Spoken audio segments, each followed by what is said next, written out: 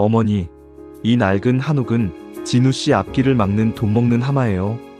며느리가 미영정을 돈 먹는 하마라 모욕했습니다. 그래서 전 이 낡은 한옥을 팔아 며느리가 사는 아파트 꼭대기층 펜트하우스로 이사했습니다. 그리고 그들의 전 재산을 통제하기 시작했죠.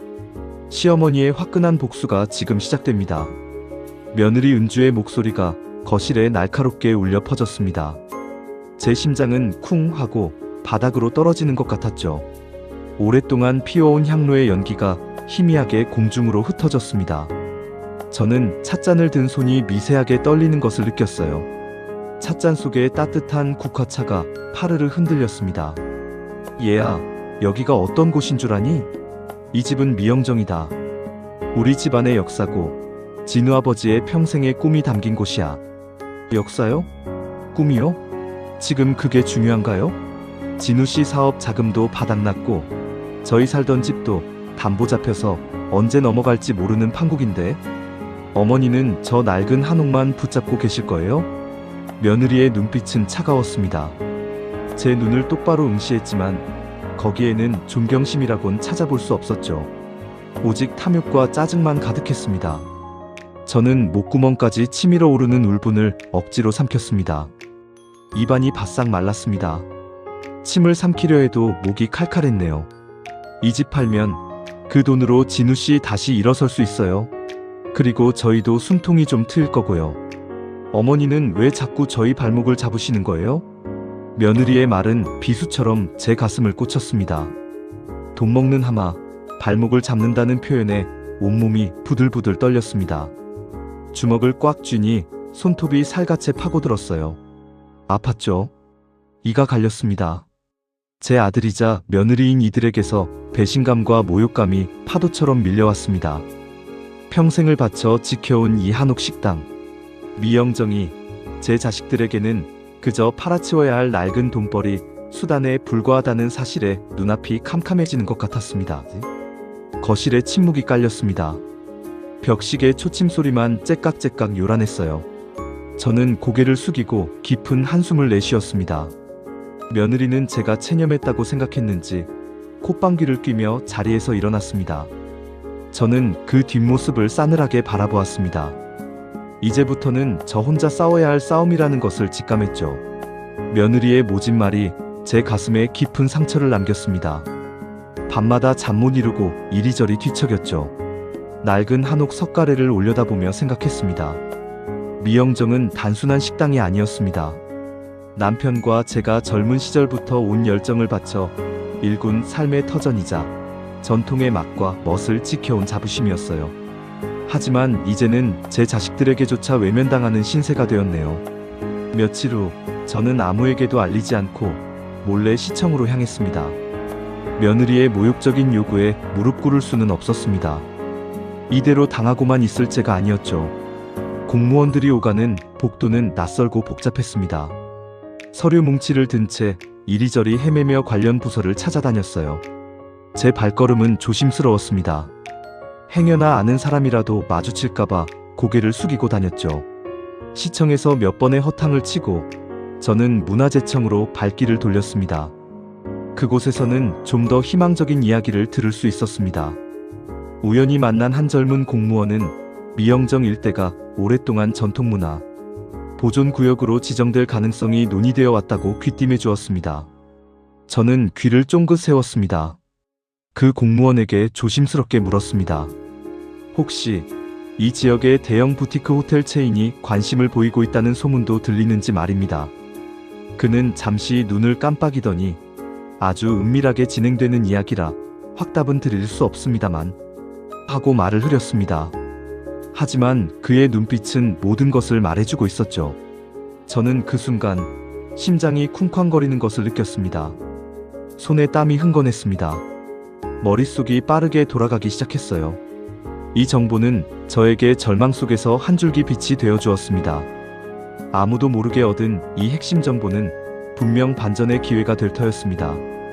며느리의 탐욕을 역이용할 수 있는 치밀한 복수의 서막이 오르는 순간이었죠. 제 입가에 희미한 미소가 번졌습니다. 저는 최밀의 소장을 찾아갔습니다. 부동산 중개업계에서 이골이 난 베테랑이라는 소문이 자자했죠. 최 소장은 제 이야기를 듣자마자 눈을 번뜩였습니다. 제가 은밀히 파악한 재개발 정보를 듣고는 고개를 끄덕이며 말했습니다. 여사님, 타이밍이 아주 좋습니다. 이 지역이 전통문화 보존구역으로 지정되는 건 시간 문제고 호텔 체인에서도 꽤 오래전부터 군침을 흘리고 있었어요. 미영정은 역사와 스토리가 있는 한옥 식당이니 랜드마크로 부각하면 최고가를 받을 수 있을 겁니다. 최 소장의 자신감 넘치는 목소리에 제 마음도 굳어졌습니다. 그는 정말 능수능란했습니다.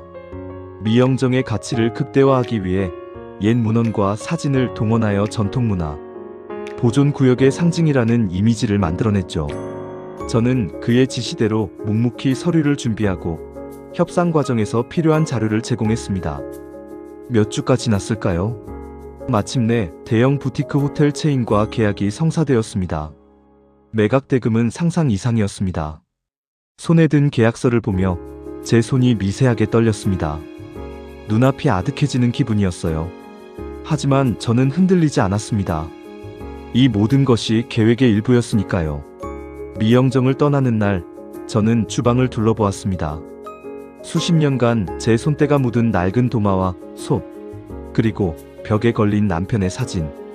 코끝이 찡해지며 눈물이 주르륵 쏟아졌습니다. 입술을 깨물어도 흐느낌이 새어나왔죠.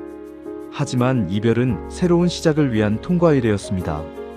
매각 대금으로 저는 아들 내외가 살고 있는 최고급 아파트의 가장 넓은 꼭대기층 펜트하우스를 매입했습니다. 짐 정리를 하고 새 집으로 이사하는 동안 제 마음속에는 알 수 없는 기대감과 함께 단호한 결심이 자리 잡았습니다. 넓은 창밖으로 도시의 풍경이 한눈에 들어왔습니다. 저 멀리 아들 내외가 살고 있는 아파트 동이 보였습니다.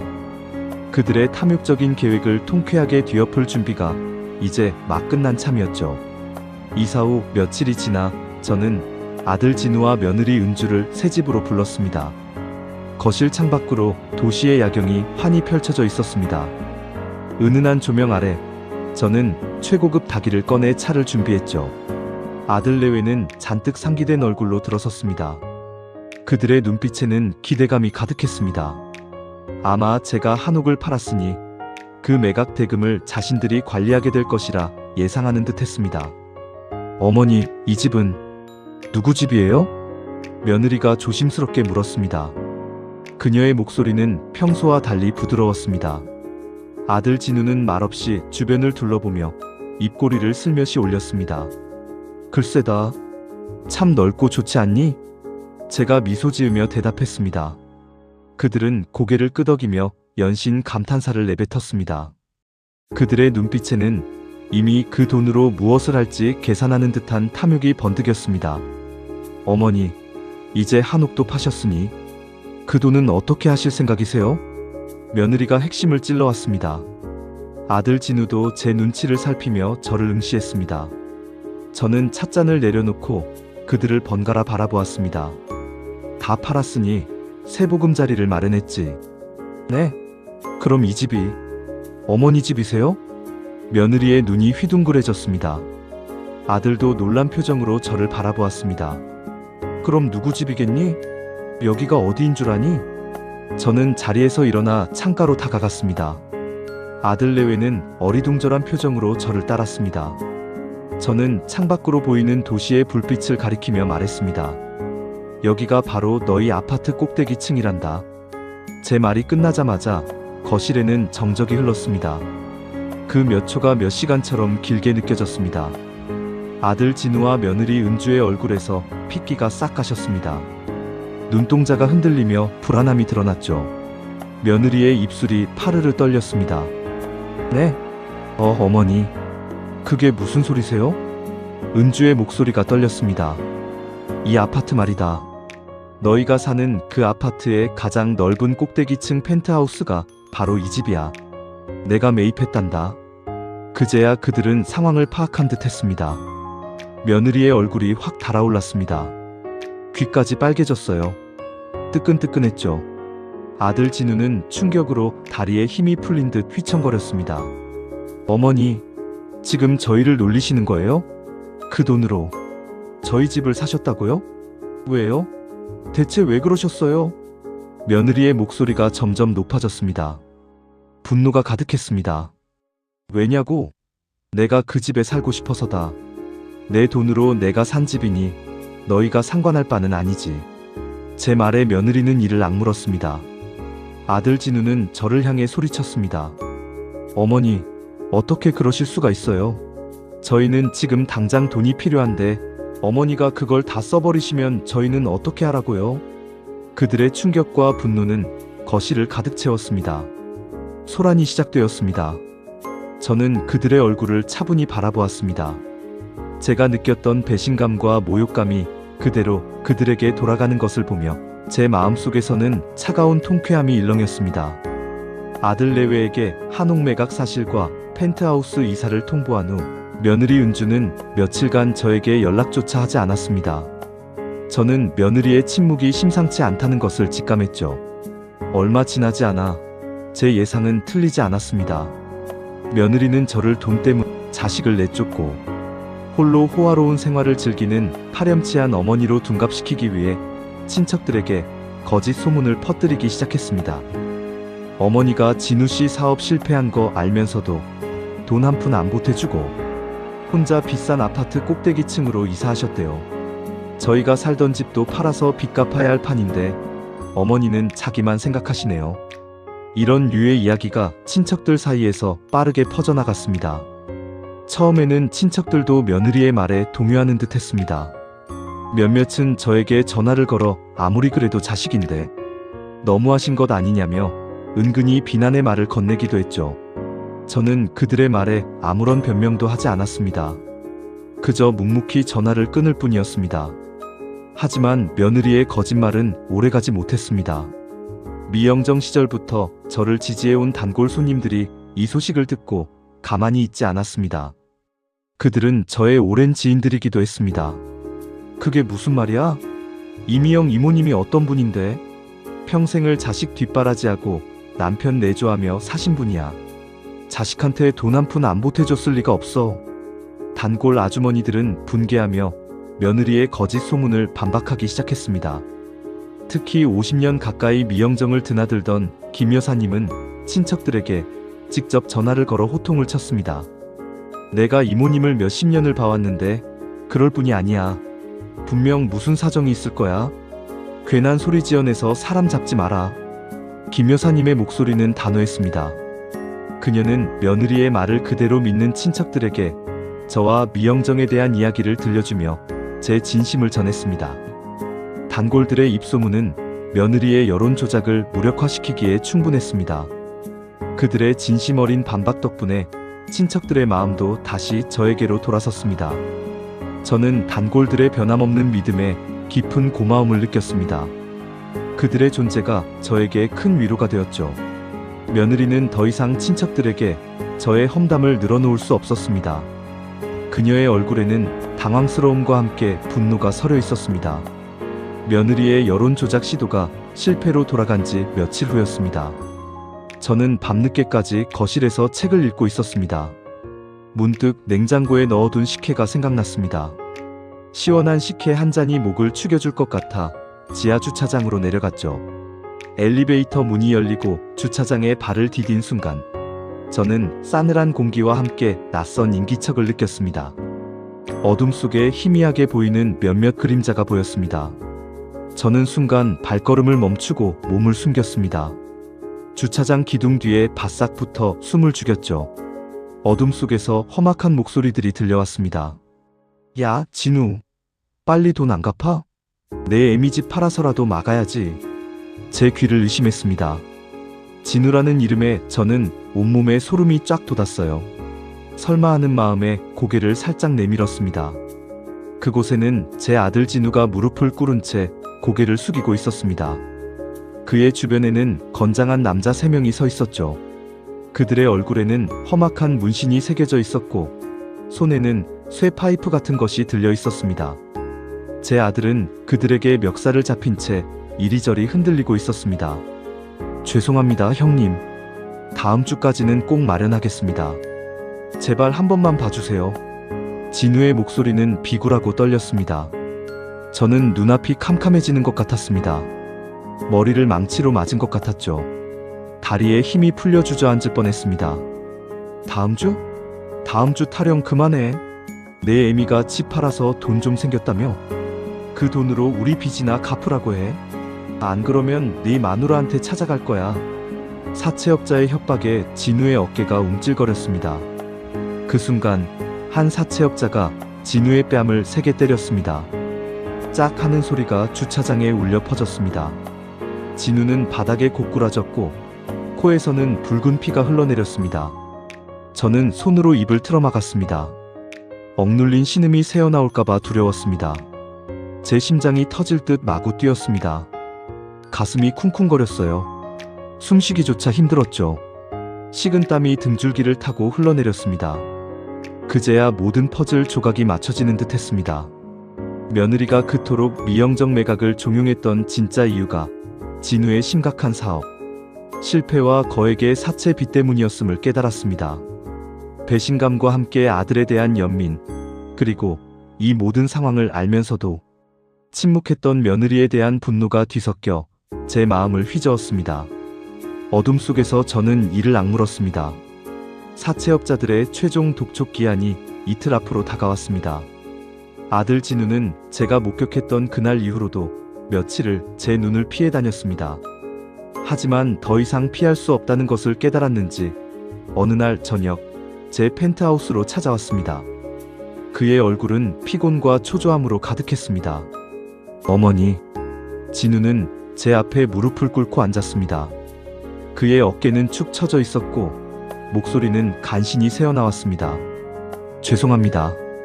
정말 죄송해요. 제가 다 잘못했습니다. 그는 울음을 터뜨렸습니다. 굵은 눈물방울이 그의 뺨을 타고 흘러내렸습니다. 무엇이 죄송하니? 무엇을 잘못했니? 저는 차분하게 물었습니다. 그의 눈빛을 똑바로 응시했습니다. 사업이 망했어요. 친구 녀석에게 속아서 투자한 돈도 다 날리고 사채까지 끌어다 썼습니다. 어머니가 한옥 파신 돈으로 저희 집 사신 줄 알고 그 돈이라도 받아서 막으려고 했습니다. 정말 죽을 것 같아요, 어머니. 진우는 고개를 숙인 채 모든 것을 고백했습니다.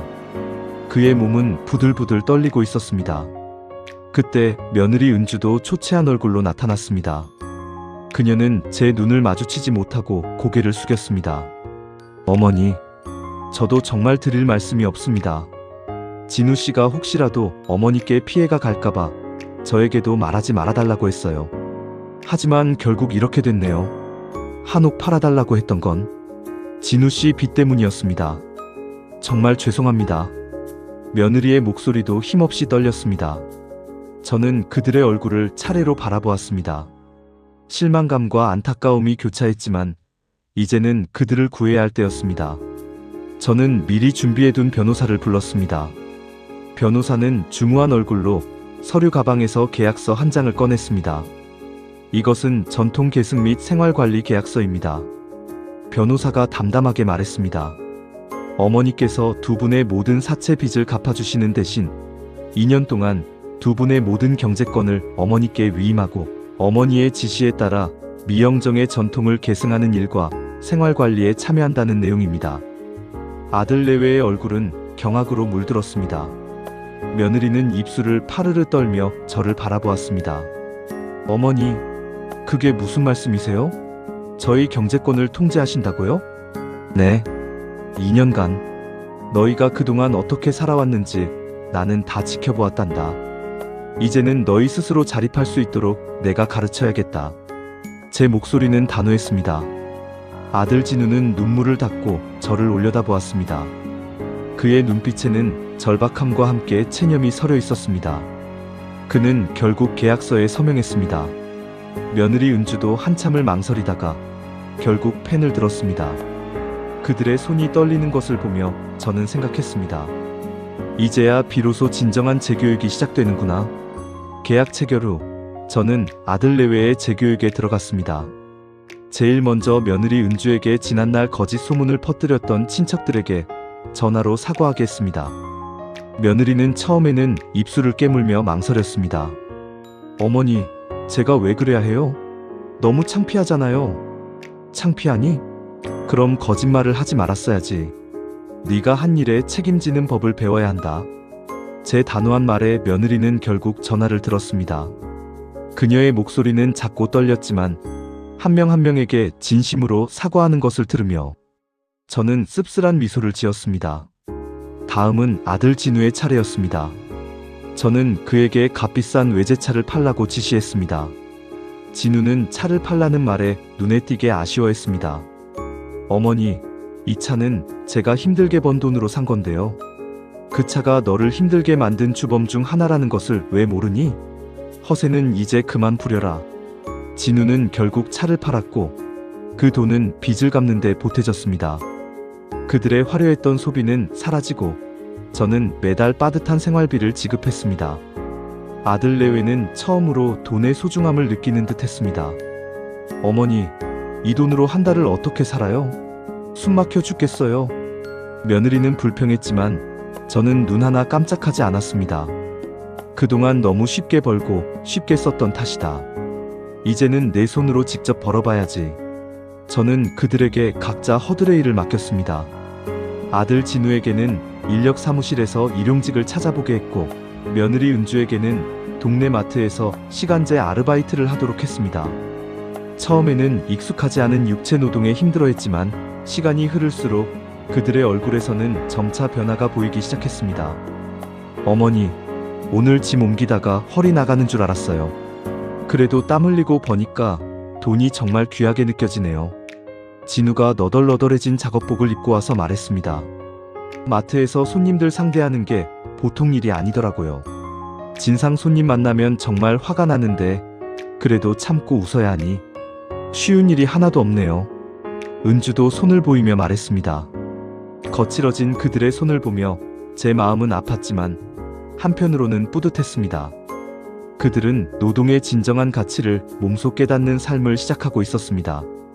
아들 내외의 재교육이 순조롭게 진행되는 동안 저는 새로운 도전을 시작했습니다. 바로 미영정의 전통 디저트 노하우를 활용한 프리미엄 카페 체인 미영정 다과를 론칭하는 것이었습니다.